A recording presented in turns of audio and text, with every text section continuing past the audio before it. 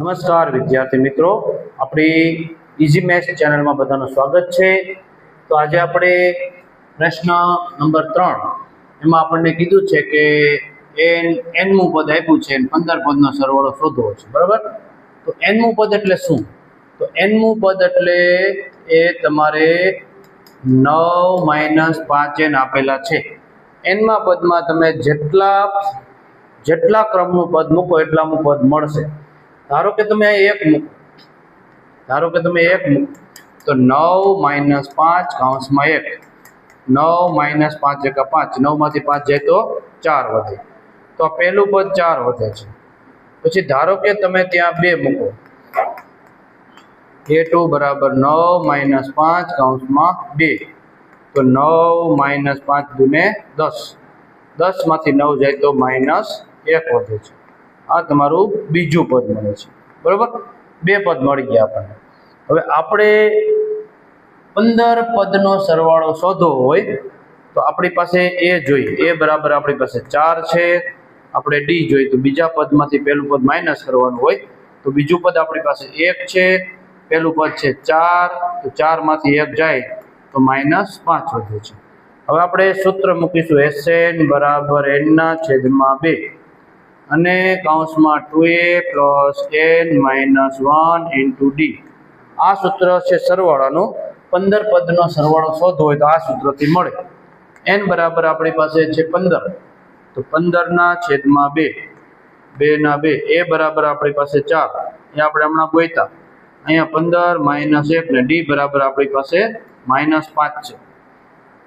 તો 15/2, આનો હજી ભાગાકાર નહીં કરીએ, હજી આગળ ક્યાંક ભાગાકાર કરશું। 4 દુને 8 પ્લસ થશે અને 15 માંથી જઈએ તો 14, 14 × 5 70 આવશે અને આ માઇનસ છે, 5 ની નિશાની માઇનસ છે, તો આ પણ માઇનસ થશે। 70 માંથી 8 જાય તો 15/2 ગુણ્યા 70 માંથી 8 જાય તો બાદબાકી કેટલી વધે આપણી પાસે? 70 માંથી 8 જાય તો કેટલા વધે? 70 - 8 = 62, નિશાની આવશે માઇનસ, અહીંયા છેદ ઉડાડો તો -31 વધે। તો 15 નો ને 31 નો તમે ગુણાકાર કરો, 15 ગુણ્યા -31, તો માઇનસ ના માઇનસ, 15 × 15, 15 × 45 ને 46, આ આપણો સરવાળો આવે છે। 15 પદનો સરવાળો આપણને મળી ગયો। તો 0 થી 50 વચ્ચેના અયુગ્મ પૂર્ણાંક કીધા છે। કેવા પૂર્ણાંક કીધા છે? અયુગ્મ પૂર્ણાંક એટલે એવા પૂર્ણાંક જે સંખ્યા જેને આપણે એકી સંખ્યા કહીએ છીએ। તો 0 થી 50 વચ્ચેના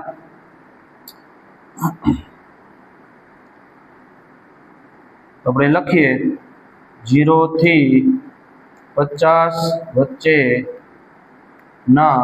અયુગ્મ પૂર્ણાંકો થી બનતી શ્રેણી। 0 થી 50 વચ્ચેના અયુગ્મ પૂર્ણાંકોથી બનતી શ્રેણી એટલે એમાં 1 આવશે, 3 આવશે, 5 આવશે અને 49 આવશે, બરાબર। 50 તો યુગ્મ છે, તો આ શ્રેણી જે છે તેની અંદર આમાં આપણે 2 ભાગ કરીશું।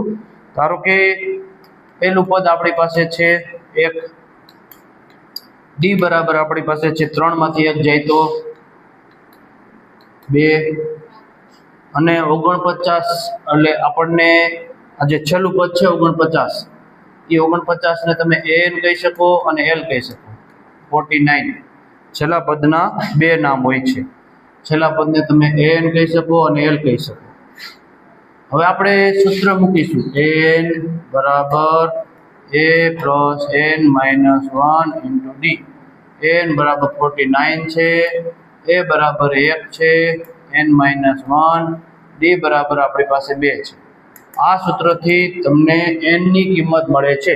આપણને આમાંય ખબર પડી જાય, 49 સંખ્યા છે, એમાંથી તમે એકી સંખ્યા લ્યો તો તમને ખ્યાલ આવે ભાઈ 25 સંખ્યા છે, પણ આપણે ગણતરી કરવાની છે।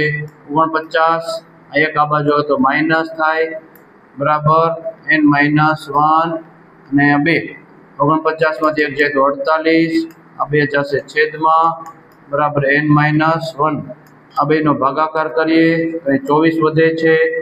24 બરાબર n - 1, -1 આ બાજુ આવશે તો 24 ને 25 થઈ જાય છે, તો n બરાબર આપણને 25 મળે છે, બરાબર। હવે n ની કિંમત આપણને મળી ગઈ છે।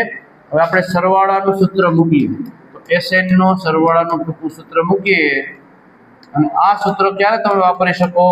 તમારી પાસે પહેલું પદ હોય, તમારી પાસે છેલ્લું પદ હોય, તમારી પાસે કુલ પદ હોય, તો જ તમે આ સૂત્ર મૂકી શકો। તો આપણી પાસે કુલ પદ છે 25, જેમાં આપણે ગોયતા છેદમાં 2, એ બરાબર પહેલું પદ આપણી પાસે છે 1, અને છેલ્લું પદ આપણી પાસે છે 49। હવે આપણે જો 25 ના છેદમાં 2 છે એનો ભાગાકાર કરીશું નહીં, કારણ કે ત્યાં ભાગાકાર કરીએ તો અપૂર્ણાંક આવશે, અને અપૂર્ણાંક સંખ્યા છે એનો ગુણાકાર કરવો અઘરો હોય છે। 49 માં 1 નાખો તો 50 આવે છે। આ બેનું રિલેશન ગુણાકારનું જ બને છે, 25/2 × 50। હવે 50 ને તમે 2 સાથે ભાગો તો અહીં 25 મળે છે, 25 × 25 એટલે 625 થાય છે।